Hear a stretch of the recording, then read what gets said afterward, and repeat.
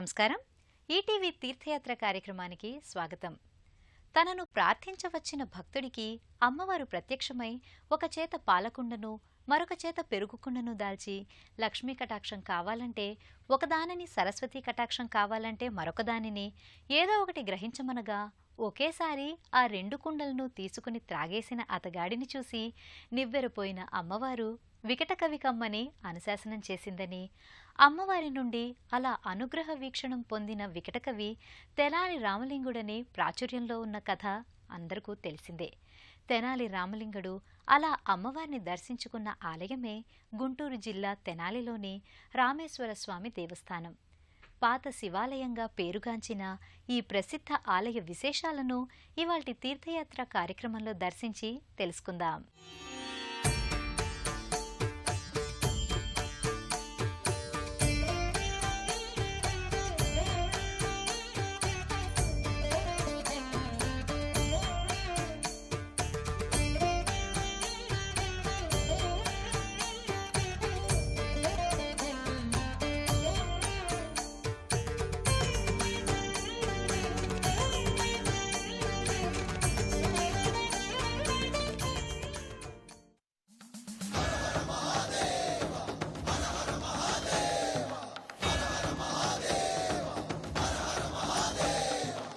పాత శివాలయంగా చెప్పుకునే శ్రీ పర్వతవర్ధని సమేత శ్రీ రామేశ్వర స్వామి వారి దేవస్థానం గుంటూరు జిల్లా తెనాలి గంగానమ్మపేటలో నెలకొని ఉంది.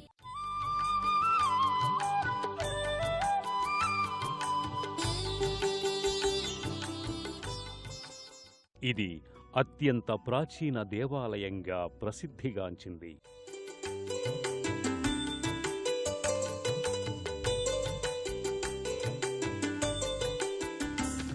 విశ్వేశ్వరాయ నరకాంతకతారణాయ కర్ణామృతాయ శశిశేఖరధారణాయ కర్పూరకాంతిధవళాయ జటాధరాయ దారిద్ర్యదుఃఖదహనాయ నమః శివాయ దారిద్ర్యదుఃఖదహనాయ నమః శివాయ గౌరీప్రియాయ రజనీశకళాధరాయ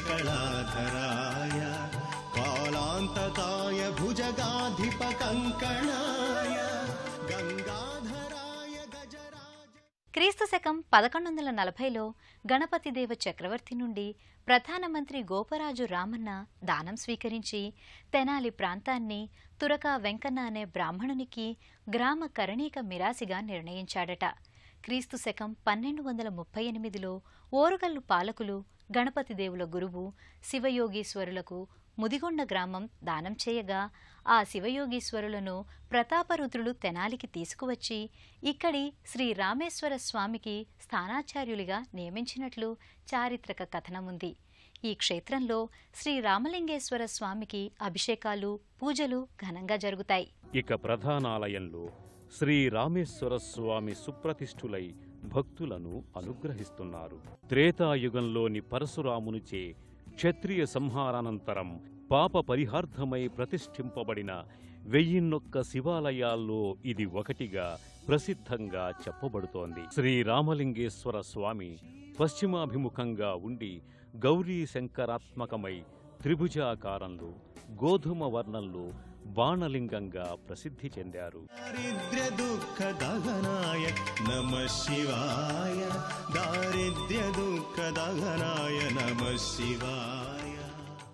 శివలింగానికి పంచామృతాలతో అభిషేకాలు జరుగుతాయి. లింగంపై అభిషేక పాత్ర నుండి సన్నని జలధార అనవరతం పడుతూ ఉంటుంది.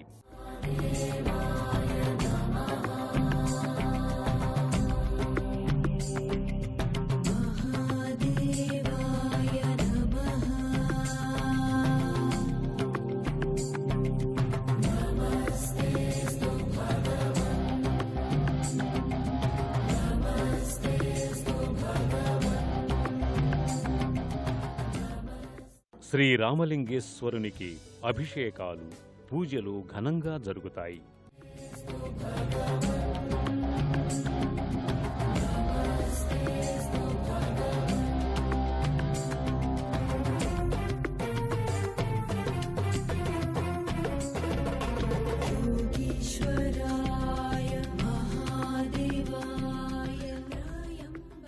శ్రీరామలింగేశ్వరుని దర్శించుకున్న భక్తులు హారతి కళ్ళకద్దుకొని అక్షతలు తలదాల్చి శటగోప ఆశీర్వాదాలు పొంది ప్రదక్షిణలు చేసుకుని తీర్థప్రసాదాలు గ్రహిస్తారు.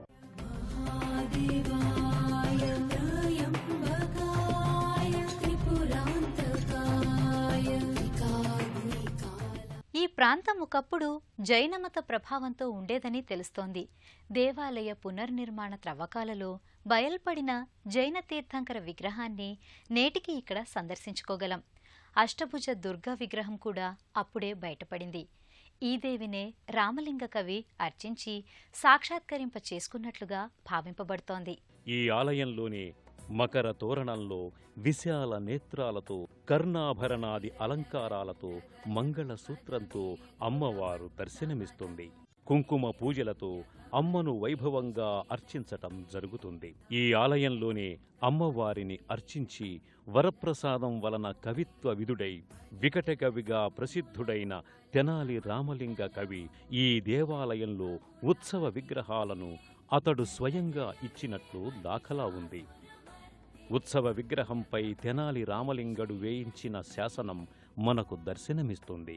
దేవీ నవరాత్రుల సందర్భంగా దసరాల్లో 9 రోజులు అమ్మవారికి అలంకారాలు, విశేష పూజలు, తీర్థప్రసాదాల వితరణం చేయబడతాయి. హారతులు, తీర్థప్రసాదాలు గ్రహించి భక్తులు పరితృప్తులవుతారు.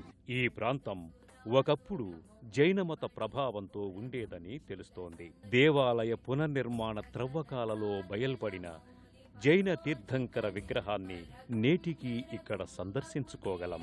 అష్టభుజ దుర్గ విగ్రహం కూడా అప్పుడే బయటపడింది.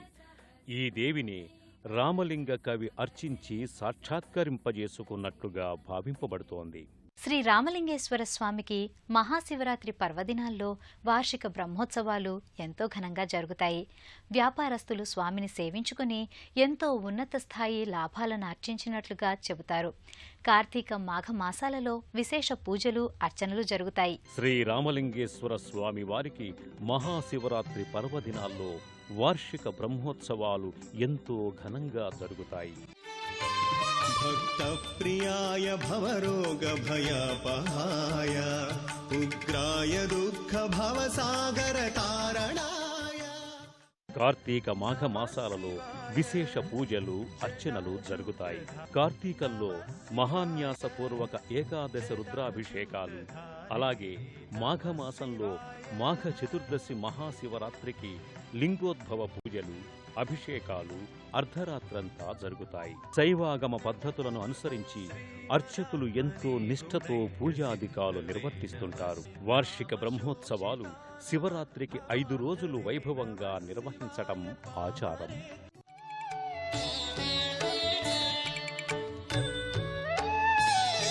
న పుణ్యం న పాపం న సౌఖ్యం న దుఃఖం న మంత్రో న తీర్థం న వేదా న యజ్ఞాః. చతుర్దశి నాడు వైభవంగా రథోత్సవం నిర్వహింపబడుతుంది.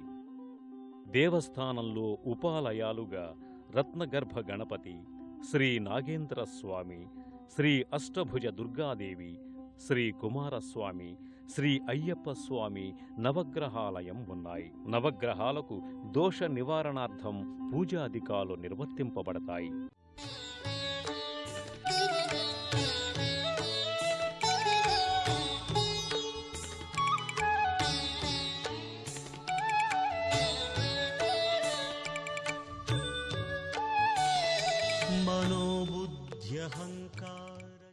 అలాగే మంగళవారాల్లో రాహుకాలార్చనలు జరుగుతాయి. ఆలయ గోడలు మృత్యుంజయ ధ్యానం, శివాష్టకం, అష్టాదశ శక్తిపీఠాలు, 12 జ్యోతిర్లింగాలు, చంద్రశేఖరాష్టకం, ఏకాదశి రుద్రులు, నవదుర్గలు మొదలైన వివరాలతో భక్తజన సులభంగా పవిత్ర వాతావరణంతో ప్రయోజనదాయకంగా భక్తిభావ విలసితమై అలరారుతూ అలరిస్తూ ఉంటాయి. పవిత్ర వృక్ష ఛాయలో నాగేంద్ర ప్రతిమలు, నవగ్రహాదులు, వినాయకుడు దర్శనీయమవుతుండగా భక్తులు హారతులు సమర్పించి ప్రదక్షిణలు చేసి కొలుచుకుంటూ ఉంటారు. ఉగ్రాయ దుఃఖ భవసాగర తారణాయ. శ్రీ రామలింగేశ్వర స్వామి దేవస్థానమైన ఈ పాత శివాలయంలోని మరొక ప్రత్యేకత పాల్గొన అమావాస్య మొదలు 15 రోజులు ప్రదోష కాలంలో సూర్యకిరణాలు స్వామివారిని స్పృశిస్తూ ప్రసరించటం గమనించవచ్చు. అది దర్శించుకోవటానికి ఎందరెందరో భక్తులు ఆ పవిత్ర దినాల్లో విశేషించి తరలివస్తుంటారు. ప్రాచీనము విశిష్టము అయిన శివాలయం తెనాలి గంగానమ్మపేటలోని పాత శివాలయమైన శ్రీ రామలింగేశ్వర స్వామివారి దేవస్థానం. భక్తుల పాలిట వరాలిచ్చే దైవంగా భావిస్తున్న శ్రీ స్వామివారి కటాక్షణ వీక్షణాలు అనవతరం అందరికీ లభించాలని ఆకాంక్షిస్తూ మరో ఆలయ సందర్శనం చేద్దాం.